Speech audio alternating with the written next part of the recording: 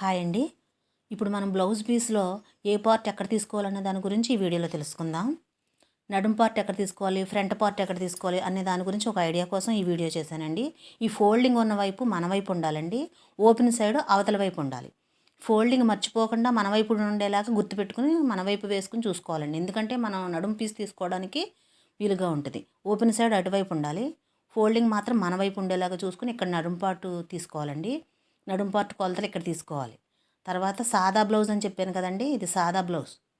ఈ సాదా బ్లౌజ్ మూలన క్రాస్ రాదండి, ఇది సాదాగానే వస్తుంది. ఫ్రంట్ పార్ట్ సాదాగా తీసుకోవాలి. తర్వాత హ్యాండ్స్ అండి, హ్యాండ్స్ ఇక్కడ తీసుకోవాలి. ఇది 80 పాయింట్ల పీస్ అని చెప్పాను కదా, అందుకని మీకు క్లియర్గా అర్థమవుద్దని చెప్పి 80 పాయింట్ల పీస్తో చూపిస్తున్నాను. క్రాస్ ముక్కలండి, మెడకు వేసుకోవడానికి ఎప్పుడు క్రాస్ ముక్కలే తీసుకోవాలి. షేప్ బెల్ట్ ఇక్కడ వస్తుందండి, ఇది షేప్ బెల్ట్ కోసం.